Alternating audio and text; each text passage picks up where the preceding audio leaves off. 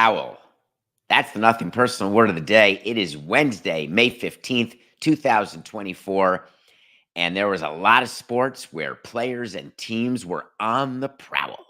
The Knicks, the Nuggets, the Panthers, the Connecticut Sun. You know what prowl is. It's when you move around restlessly and in a stealth-like manner as though you are going after prey. There was a lot of prey out there. A lot of people praying. I think we lost Coco already before the show even started. He was so upset at me trying to tell you that I am so into watching sports right now. Loving these playoffs, going back and forth from hockey to basketball, adding the WNBA because it was event watching last night to see Caitlin Clark's debut. Trying to figure out what to watch and not having the best last channel function on Hulu, which is something I miss. That's been a technological downtrend, is that the LC button, like on Apple remote, it doesn't exist. And on my regular remote on Hulu, it doesn't exist. So you have to do double taps to go back to the menu, whatever, going back and forth. And I hate it. I didn't do the 2-3 screen thing, which I should have. We're going to get to Clark. We're going to get to the Knickerbockers and what they did at the Garden. But we're going to start with the Nuggets. While some of you may have been sleeping, if you're on the East Coast and you're live right now, 8 a.m., and you watched the Nuggets play till 1 a.m., welcome to my world. Are you tired? Coca hates when I do hyperbole. Hates it. Jokic's performance last night. 40 points, 7 rebounds, 13 assists. He shot 15 of 22 from the field. And if you don't watch games and you want to Stu Gossett, you would look at that box score and say, wow, what a great game for Jokic. What a great matchup against Gobert, who shot 7 for 7, had his own double-double in a absolute blowout win by the Nuggets over the T-Wolves, handing the T-Wolves their third loss in a row for the first time all season. That's pretty crappy timing to have your first 3-game losing streak. Pre-game, if you switched from TNT to NBA TV at 10:30 p.m. Eastern, you saw Jokic get his MVP trophy from Adam Silver, then go back to TNT for the 10:40 p.m. tip-off. And you're watching Jokic and you're saying to yourself, how is it that he has not won 4 MVPs in a row? Trying to remember Embiid's season and how that streak got broken only because they didn't want to keep giving the MVP to Jokic, except for the fact he's the best player in the league. Did he take it personally that Gobert won Defensive Player of the Year for a 4th time? That could have been some motivation, or just trying to win as few games as possible so he can win the title and go home to Serbia, which is what he wants to do anyway. He is not in any way a player full of exuberance. He is not a player who can be the face of a league. He is only a player who can be the best player on any court that he steps on. And so I'm watching the course of this game in amazement with what he does. His footwork, you can't teach it. Maybe you can scout it, but not really. His size and his ability to move around the basket, the different ways he can finish, the ways he can pass the ball. He had some passes, blind passes, behind the back passes. He can shoot from 3. Both hands, he finishes off the glass. He can finish straight in, straight on.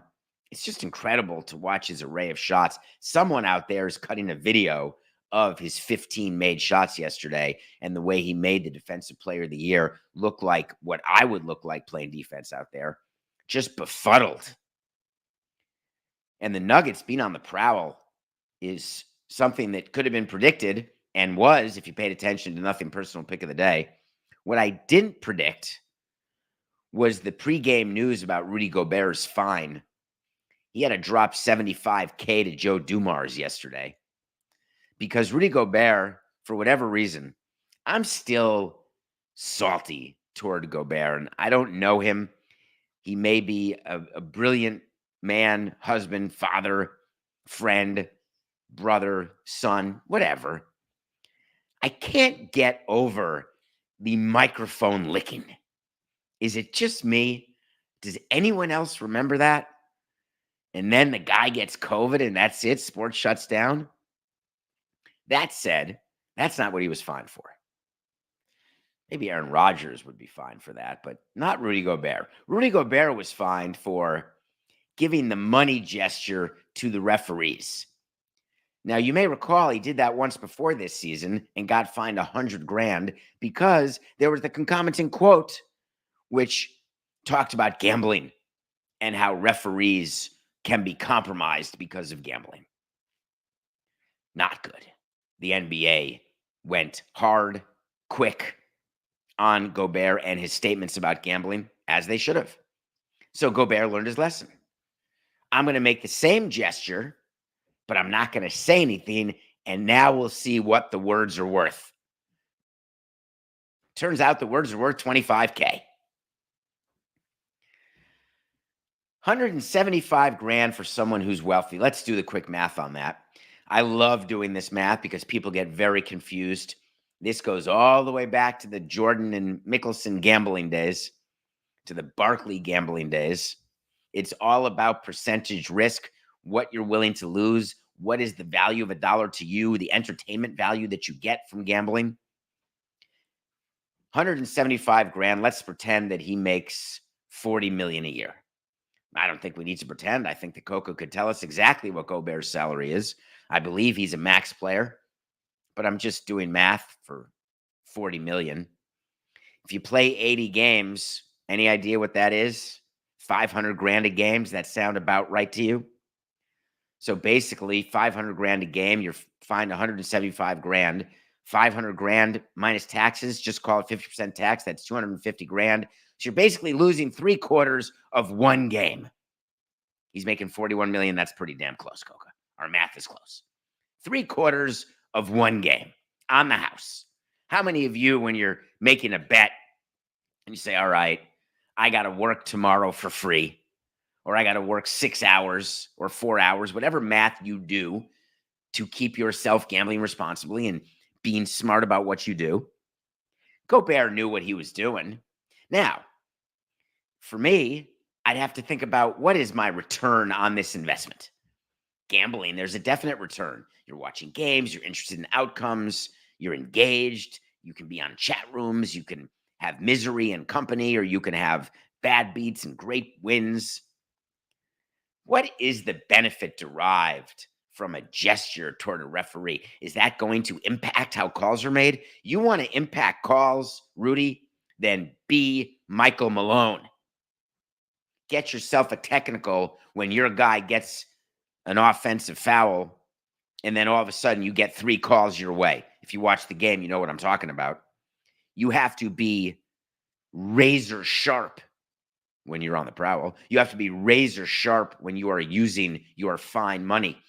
We used to, Coca, side note, we used to actually have conversations in the front office about things that we could do to get fined, things that the manager could do to get fined, things that players do to get fined, and then imagining from experience what the fine levels would be, and then deciding whether or not it was worth it. Should our manager get ejected tonight, given what happened last night, given that we were thrown at, let's do the ejection, we'll get the fine, we'll pay the fine.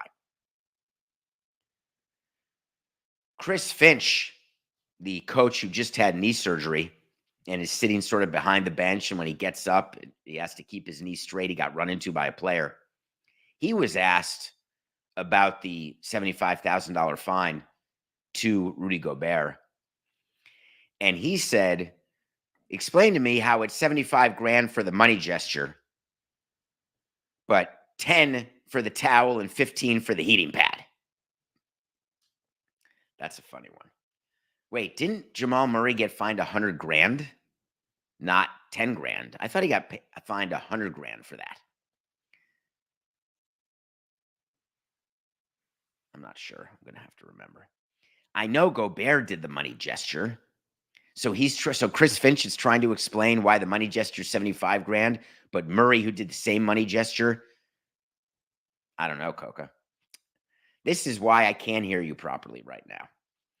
10 to 15 grand. I'm moving on. I am moving on. We're going to have a fight right now. Do you want to stop the show and just have it right now? So I'm going to take 10 seconds to explain to people what happens. Coca is in my ear. For those of you watching on YouTube TV, or if you're listening to this, he also writes things in a document where we just have topics. So there's no teleprompter. It's just me talking for 50 minutes and appreciating you being here. And sometimes I don't understand what Coke is saying because I'm talking while he's talking, because I don't stop to listen, or I'm reading. And so he's trying to explain the difference between Jamal Murray's fine in the same series for when he threw that towel and Rudy Gobert's fine. And sometimes it works and sometimes it doesn't, much to the chagrin of the audience, for which I apologize. Boy, is he going to be on the prowl later. What is 10 to 15? What is 25 plus 75?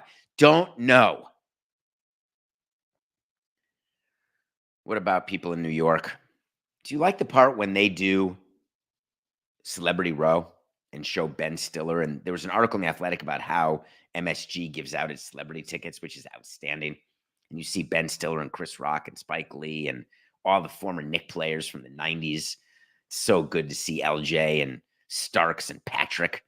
Herb Williams made an appearance, which makes me smile. I don't really associate Marbury with much Knicks success, but he's such a big fan. It's great to see him. Allen Houston just will always have a place in my heart for what he did to the Heat. I never even dreamt when Allen Houston beat the Heat in that 5-game series as the 8th seed in 1999. It was not even a possibility that I would ever work in Miami. It wasn't even in my head, which is why life is so great. You never know.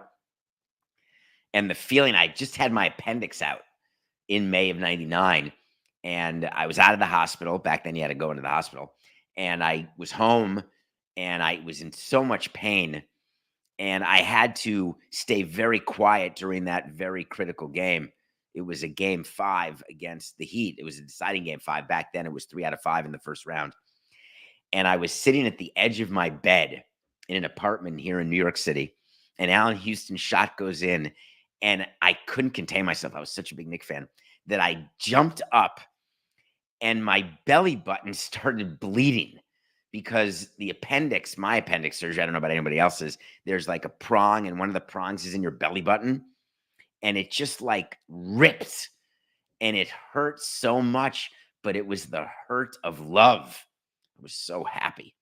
The Knicks are playing the Pacers, and the Knicks broke a 2-2 tie last night. And if you watch that game, what interested me the most about that game was Stan Van Gundy, listening to him as the announcer go off on the media. Reminds me of what I like to do from time to time, even though I'm in the media. Stan Van Gundy is too. But there were some articles written and some rumors and some sources and some people talking that Tom Thibodeau was very much like Dusty Baker, that he was running his players ragged, no bench, going with the same 5 guys, playing 40-plus minutes, 44, 48. Josh Hart never rests. The announcers keep bringing it up. Meanwhile, the Knicks had more energy than the Pacers, completely outplayed them, and won the pivotal Game 5, which means they have an 82% chance of going to their first conference final in 24 years. The Knicks are missing. Who are they missing, Coca? Randall? OG? Robinson? Bogdanovich? Is that 4 rotation players just off the top of my head who are not playing? If you have an opportunity to win in the playoffs, it's like asking your pitcher. Have you ever seen a pitcher start a Game 5 and then relieve in a Game 7? You've seen it because it happens every single year in the playoffs. Pitchers coming back on 3 days rest, sometimes 2 days rest. Because it doesn't matter. Load management, injuries. You see Karl Anthony Towns, his knee fell off during the Nuggets game, goes to ride the bike, gets a little pack about him, maybe a little Toradol, boom, you're back in the game. If you can limp, you're playing. If your arm can deliver a pitch, you're pitching. If we're going to lose, we always said, and we did plenty of losing, you're going to lose with the people who are your best. If they're too tired, they're too tired. It's like not bringing in your closer because he's blown 3 straight saves and he can't wipe his own bum because his arm hurts so much. You bring him in. It's sort of like the Pat Riley theory, dance with the people who brought you to the dance, which crushed us in 1994. But I totally agree with the theory, mostly when I'm not a fan. Just if you watch the Knicks, what is it that you're complaining about? They're playing too many minutes? It's absurd. The third thing I enjoyed last night was watching Caitlin Clark. And I'm not going to be a hater. I'm not going to say she had 10 turnovers. What a terrible debut. The most turnovers of any rookie ever. I am going to take credit because we told you to take the under on her 21-point over-under prop. We told you that, and we won that. We'll get to our picks of the day in a minute. What I couldn't get over is that the Connecticut Sun had not sold out a home opener since their first season in 2003, I believe it is, until last night. You read about the impact of Caitlin Clark, and these teams are moving to bigger arenas when she comes to visit. But to see it is so different than to read it. It's like the opposite of books and movies. You got to see it first, and then reading it makes more sense. The number of people of all ages, colors, sexes, wearing Iowa jerseys, Fever jerseys, Sun jerseys. The impact is going to be significant off the court. What struck me is what strikes me always about professional sports. You can be really good in college, and it doesn't mean you're going to be a good pro.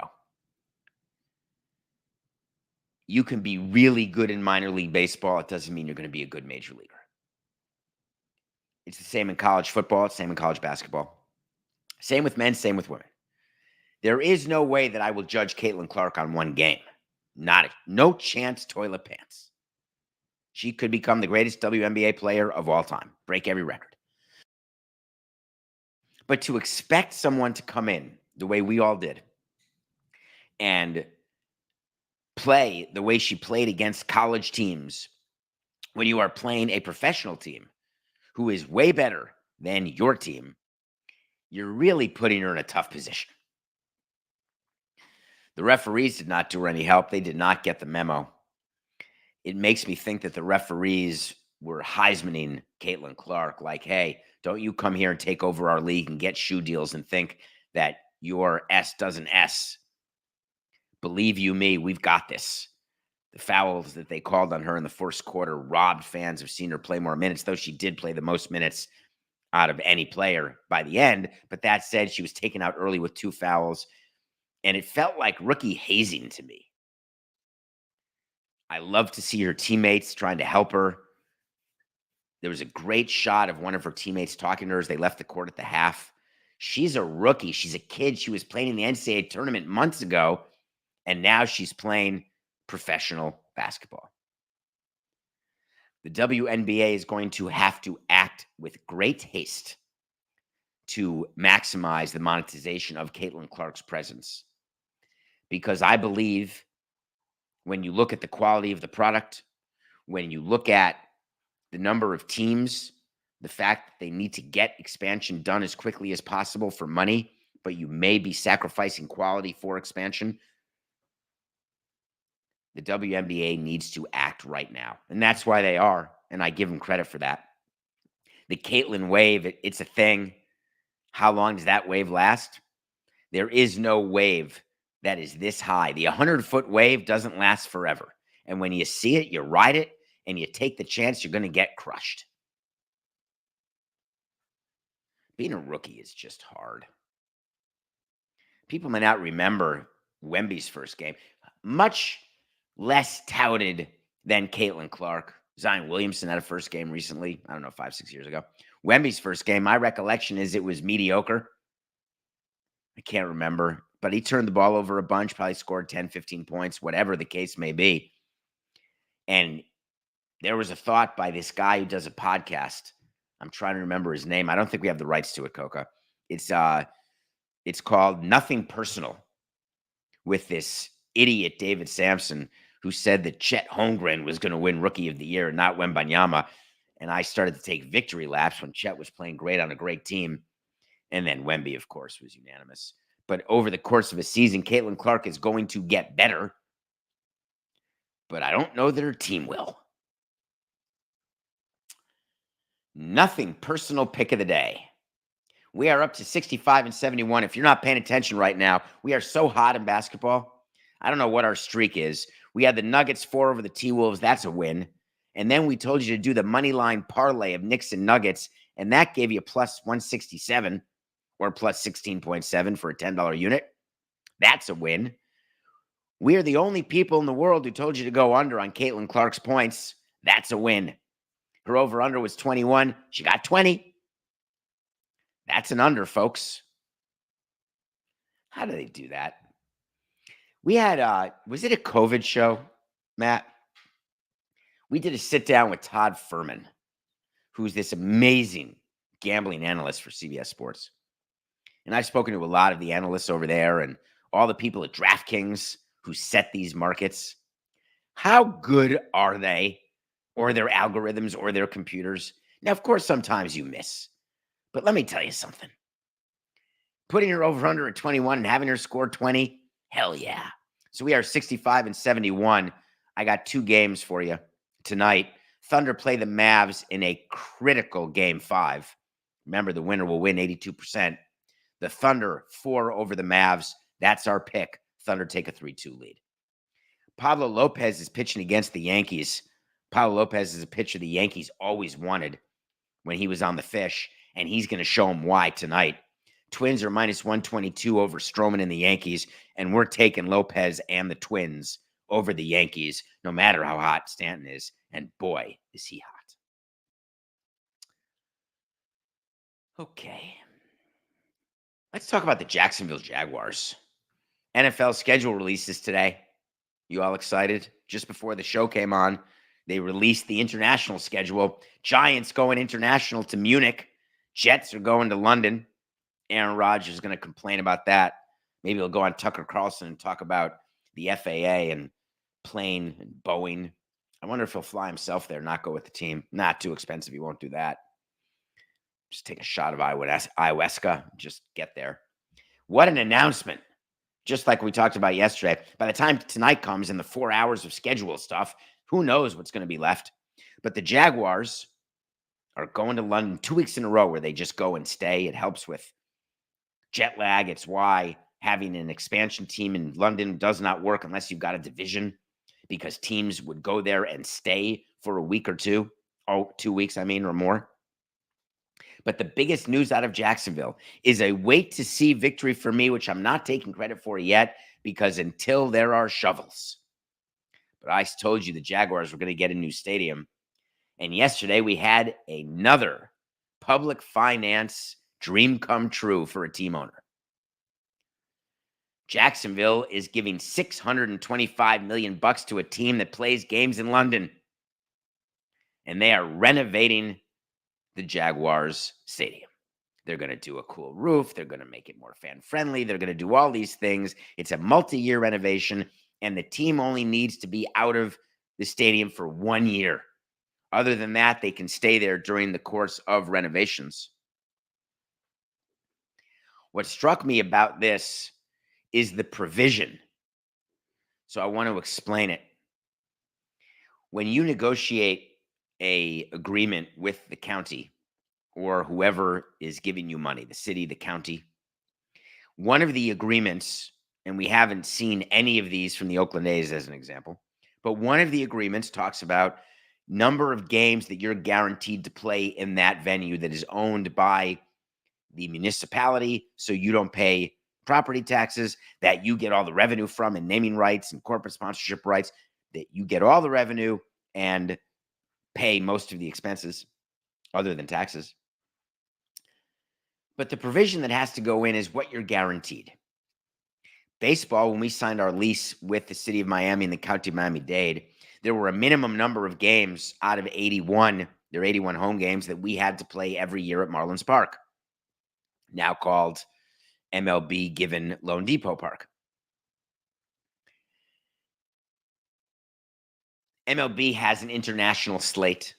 I expressed a desire during negotiation to have the Marlins play international games, especially in South America, Central America, Caribbean. I felt I wanted to own those areas because of the proximity to Miami, how it just makes sense given the demographics in Miami. Didn't fight for Mexico. People confuse that in Miami. There's a Hispanic population, Cuban, not Mexican, Dominican, Venezuelan. The provision states that you play 78 games. You can go international once every 4 years, but all postseason games are always, little did they know that there were no postseason games, but were there to be. They're at Marlins Park, guarantee an all-star game. That's part of the deal as well. The Jaguars worked into their deal, and what Jacksonville and the mayor are going to agree to, and contributing $625 million to this renovation, is that every year the Jaguars are still going to be NFL's London team. They're still going to go play overseas. Now, the difference is, way to go, Jacksonville, way to negotiate this. It's one game, not two, which is a disadvantage to the Jaguars because it means they'll be tired and grumpy and jet lagged, and they won't have an advantage the way they do now by playing 2 games. 1 game. Then you negotiate and you come up with another provision that if the Jaguars have 9 home games during a particular year, and if the NFL demands it, they can play another overseas game. What an amazing give by the government, because of course the NFL dictates who plays. Of course, there are teams who volunteer, but that's not really how it works. The collective bargaining agreement in baseball, it says that teams have to say yes to playing international games. It takes the guesswork out of it because there are teams that don't want to give up home games in every sport. So does this mean that the Jaguars have their new stadium because it was announced and everything is great? No. It's the same as these other premature announcements. There is still work to be done, still agreements to be signed. But it does look like they're going to get this renovation. But that's why I can't take the wait to see victory quite yet. Okay. Where are we? The actual number of the renovation, I believe it's over $1.2 billion is what they're going to do. The taxpayers are giving, they don't know yet, Coca. So it's possible the taxpayers, it is true that they're at 625. They may have to go higher. So there is it's just not done yet. There was a rumor about that for sure, but we just don't know. That's the thing with these deals, Coca. The numbers that are given, they're just generally wrong. You have to go to the agreement, but then you have to read all sorts of provisions within these agreements. You have to look at the development agreement and the construction agreement and the non-reload agreement because there's different clauses that we can hide in different agreements about different monies. Steve Ross does this with the Dolphins. Mickey Harrison with the Heat always did. They're always getting subsidies from Miami, but no one talks about it because they've got better PR than I ever did. But what you do is to get final numbers is you need someone to actually read every document. Of course, the Jaguars are taking on cost overruns. That's very important. There is no government who will do a deal now where the team isn't responsible for overruns. We started that. We were responsible for overruns at Marlins Park. We didn't have $1 of overruns. You know why? We were in charge. That was the negotiation. And that became the template that was used. If you want the private sector to take on overruns, no problem, then it has to be privately built. You have to let us build it. Give me your money, but I don't want you to have one say. It's like when you have a wedding. You can invite the groom's parents and family, but they don't get to say one word on the chicken dish. That's the equivalent of the public having any say in how the stadium's built because they're just going to screw it up and cause overruns. Have you ever seen any government facility built without overruns? No. When we come back, I'm going to review a movie I watched yesterday that just came out. And then I want to have a talk about commencement speeches because Taylor Swift, I believe, was on the phone to Travis during one of the intermissions of the Eras tour, because what the kicker for the Chiefs did yesterday, I'm not sure this story is going to end anytime soon. I'll explain right after the break.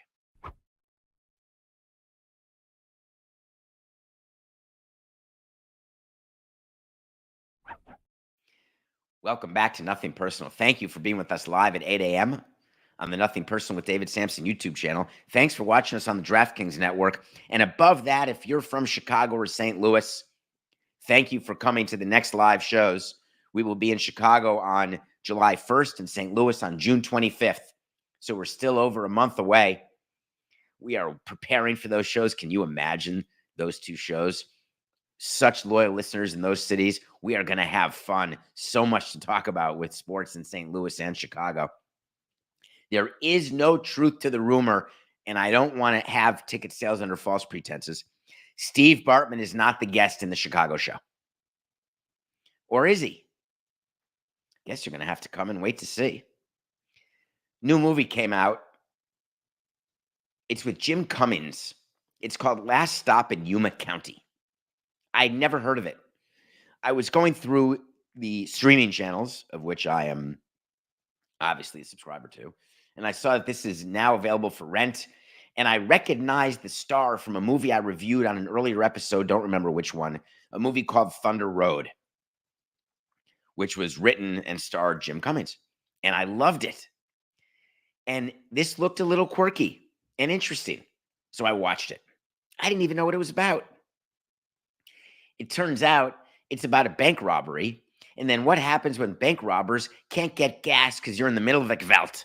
And so you have to wait for a gas truck at a gas station, no more gas for 100 miles. And all of a sudden, you may be recognized. And then maybe good guys become bad guys. And maybe bad guys become good guys. And maybe everyone dies. Maybe not. Fascinating script. It was a zero phone movie. Didn't look one time. It's called Last Stop in Yuma County. It's a cross between No Country for Old Men. I thought of that movie during this. One of the scenes in Pulp Fiction. And maybe the quirkiness of characters reminded me of Fargo, especially one of the bad guys. So if you like those movies, go see Last Stop in Yuma County and tip your cap to Jim Cummings. Let's talk about commencement addresses. Everyone take a breath. Do not press fast forward. Do not change the channel. This is not a political conversation, I promise you. When I do political conversations, I tell you, and I do them. This is not one of them. When you go to college or high school or grad school, and you go to a graduation and you walk on the stage and you get the diploma and you look at what you've earned, what you've paid for, and what you've earned, trying to figure out, was the juice worth the squeeze? Will this degree mean anything? How do I monetize it? How do I start my life when I love sitting around getting baked every day? What do I do now? One of the expectations when you graduate from a higher learning education is that you're going to have a commencement speaker. Well, commencement season is always a stressful one because you learn who your speaker is going to be and you don't want to be let down. When my daughter graduated from a school in New Haven called Yale University, her commencement speaker was Theo Epstein. Not exactly who the Yaleys wanted to hear from, though I loved to hear from. It was great to see him. It was a great speech. But when you're at Yale, the thought is, hey, maybe we'll get Blinken. Maybe we'll get a president. Maybe we'll get somebody of significance, a senator. Somebody, a titan of business. President of baseball operations? Hell, I'm in. Jerry Seinfeld does the commencement speech at Duke, and it was an outstanding commencement speech. It got attention. All these commencement speeches are. It really bothered me when schools canceled their commencements because of protesting. The whole point, if you have protesters, let them protest. You put them where they belong in an area, and you go on because 99.9% of the people are there for the speaker, and to graduate and to share in their family this moment in their career, the launching point, the beginning of being on the prowl. There were a bunch of pro-Palestinian, that's what they were called. I assume they were pro-Hamas.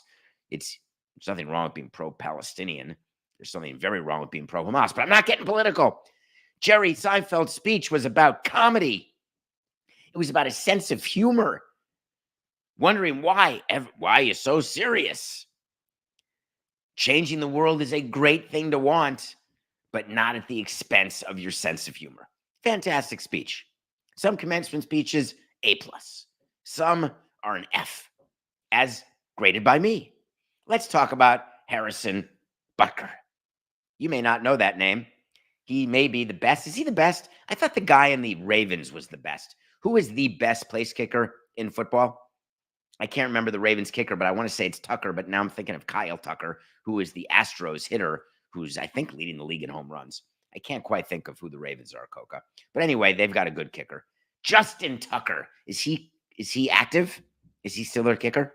He is? Okay. Is he considered better than Butker? He is the best of all time. There you go. So Butker is not the best of all time. He may be the best now. I think he has the record for the longest Super Bowl kick, whatever it is. He gave a commencement speech yesterday at a school called Benedictine College. It's a small Catholic school. Turns out that Harrison Butker has certain views about the world, which are his right. We in this country, we're all in. Freedom of religion, freedom of speech, freedom of the press, freedom, democracy. Not political, not Republican, not Democratic, democracy. So Harrison Butker telling the kids at the school exactly what's on point, because maybe he thought the kids at that university want to hear it. Maybe they agree with it. So he delivers this commencement speech, and he says, I think women who've had the most diabolic lies told to you. Some of you may go on to lead successful careers in the world, but I would venture to guess that the majority of you are most excited about your marriage and the children you will bring into this world. And then went on to say that women belong in the kitchen, sort of like the shut up and dribble. Then went on to talk about various other platforms that you would associate with hard right, I would guess. And all I kept thinking about the entire time is this is the place kicker for the Chiefs, where the most famous chief is Taylor Swift, who is the opposite of a homemaker, who is the opposite of someone who said, I will take my rightful place in the kitchen. This guy, can you imagine being this guy's wife? Butker's wife, he complimented her, which was nice, saying that she bought in to faith and to understanding her role as wife and mother. I wonder whether she's held prisoner by him. And I don't know him from Adam. Maybe the nicest guy, the greatest father in the world. But this is the message we want to give to anybody ever? What happened to the live and let live? You want to get political and give your points of view? Okay. You can use your platform to do that if you so choose. What bothers me is not that he used his platform at this university who wanted to hear this stuff because they think that this is what should be in the world. What bothers me is that's what they think is what should be in the world. And this is not ending. You think Taylor Swift got word of this? Hell yeah. You think it bothered her? You think that she called up Travis or nudged Travis and said, listen, what kind of A-Rod is this guy place kicker? I'm not hugging him. I don't want to see his face. Travis gets on the phone to Andy Reid and says, dude, I agreed to come back, but let me tell you, you are not going to piss off my wife. Ooh, did I just spoil that they're married? Let me say it better, just in case they're not married. Kelsey and Swift. You're not going to piss off my fiance. Ooh, I shouldn't have said that. You're not going to make my girl angry. My woman. I think the Chiefs can't keep him. Yet, you shouldn't be punished for what you believe. And I happen to agree with that. I can question it. I can be upset about it. But guess what? I run a team, and I don't have to have you on my team no matter how good you are. Can you imagine the grievance when Harrison gets waived? Hey, he missed a couple field goals in preseason. We're moving on. We got a new guy, less money. We're going to try him out as we go for our first three-peat ever. Isn't that a better solution than having him prance into the off-season workouts? And look at Travis. What's up, bud? Are we doing that double date with Tay? As a matter of fact, Coca, I'm going to go further. I feel it right now. I'm doing it. Wait to see is when we tell you something's going to happen. If I'm wrong, I'll revisit it. And if I'm right, I'll revisit it. I don't think he plays another game for the Chiefs, this Harrison Butker kicker they have. I think it's too much what he did. Too offensive, and the Chiefs do not want to upset the golden goose that is the Kelsey Swift arrangement. Now, the wait to see is a total loser if either Kelsey leaves the team or they break up before the start of the season. None of those two things are going to happen. Swift and Kelsey will ride their way through this season, through marriage, maybe forever. Maybe they're the unicorn couple. You just never know. But wait to see, Coca. Harrison Butker has kicked his last field goal for the Kansas City Chiefs. Major League Baseball has a bunch of employees that they have in the legal department, in the labor department, and they've been spending a lot of time recently dealing with the bankruptcy of Bally's, Diamond, the regional sports network. We've talked about Diamond Sports Group, their Chapter 11 reorg. We've told you that Amazon is trying to step in and save the day. We've told you that MLB doesn't want anyone to step in and save the day because they want Diamond to disappear so they can get the rights to all the teams. There's 12 Diamond teams. MLB, 12 out of 30. MLB wants all the digital rights so they can package them and sell them to a streamer themselves. They don't want Amazon to buy from Diamond. They want Amazon to buy from MLB as MLB is cobbling together its broadcast deals. Meanwhile, when you're in Chapter 11 reorganization, the job of the judge and the job of the company is to reorganize so that you have a going business or you shut down your business completely, but that creditors get as much money as possible. And if it is going to be a going concern, that there is a plan that will satisfy the creditors. There has been a lot of back and forth, and MLB did something yesterday. They don't love doing this, allocating their time. They'd much rather be thinking about what to fine players or how to make the game better, shorter, more exciting, make more money, get more partners. Instead, they had to come up with an entire brief, which is an explanation, a statement of position. And MLB's position is that when there is a bankruptcy hearing coming up this week, tomorrow, federal bankruptcy court is going to have this hearing. And the hearing is meant, as part of this Chapter 11 reorganization, to give voice to those who believe that the plan that is being put forth is not going to work, is not the right plan. MLB, NBA, NHL are all in agreement. This new plan that Diamond has, it is bad. It won't work. You can't say it's bad for me. You have to say it's bad for everybody. So MLB started making arguments and submitted them, and they'll do it again orally during the hearing, that the fight going on currently between Comcast and Diamond Sports Group, and if you're in cities like Atlanta or Florida, you know, or Miami, you know exactly what I'm talking about. You cannot watch your regional sports network right now because it's not being carried by your cable company in what they call a carriage dispute. A carriage dispute is when a cable company wants to get content from a network for less money than the network wants to sell it for. And the cable company says, screw you, I'm not paying you that amount because, frankly, there aren't enough people who buy Comcast every month who give a flying rat's pituitary gland about Bally, South Florida, as an example. And that's when these carriage disputes happen. They're often settled. Sometimes they are protracted. This one is in the middle. You can't say it's protracted. It's been a couple months, maybe. Protracted means like years. Believe me, that happens too. Hello, LA. But MLB is saying that because there is no deal with Comcast, and Comcast is one of the main sources of revenue for these networks because Comcast pays to get the content, that the reorg plan by Bally's is invalid. We can't even measure it. We can't tell you whether we believe that we are going to get our money for all the contracts our teams have with these regional sports networks because we don't have enough information.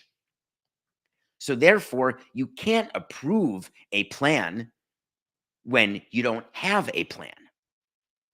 What MLB is not addressing, at least in what was leaked as their submission, is that they've got a self-interest in having the plan not work, and they don't know exactly what's happening between Amazon and Bally's or Comcast and Bally's. They're in the dark. They don't even know the deal that happened with Dish and DirecTV. But as part of the plan, the judge can say at the hearing tomorrow, hey, I heard y'all. Thank you for your protestations. But I assure you, when the plan is finally firmly and completely baked, you will all see that it is in the best interests of all parties concerned for this plan to happen. That's one way this could go. Or the judge could listen to MLB and say, hey, don't come at me with that stuff, Diamond. You better come at me with a better plan, and you better have more specifics, or else we're not taking this to the next step.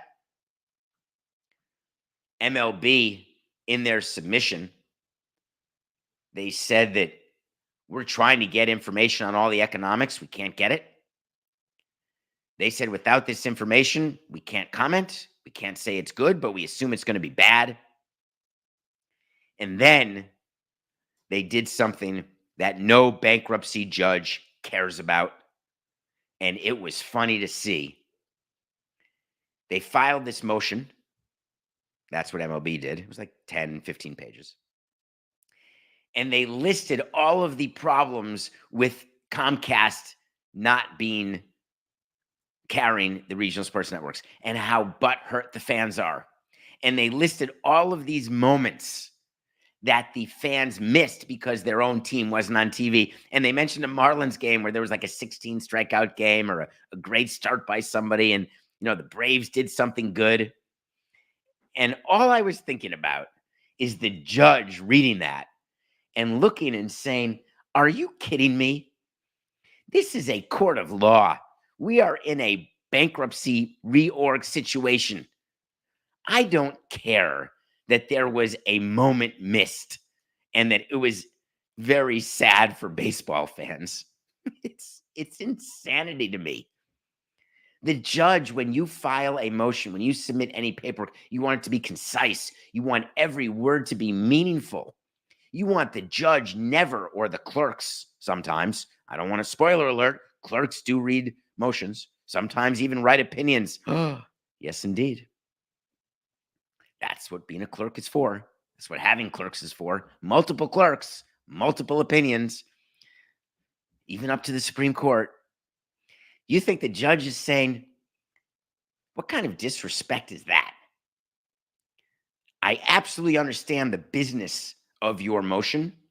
I understand the significance of us approving this reorganization where you are left in the dark as to the impact it will have on your teams, and MLB being frantic because their local revenue source is drying up, changing, the world's changing, and baseball is the least equipped sport to deal with this change because of the way revenue sharing works, because of the importance of local revenue versus national revenue in baseball. I absolutely understand all of that. And that's why they should have submitted what they submitted. But then you finish it off with something strong, which is we will not rest until the court fully understands the damage that will be caused to our league and member teams by the acceptance of the current plan on the table. You could end it with that. Or if you really want to get into it, you could end the motion by saying, and Your Honor, it's just business. This is nothing personal.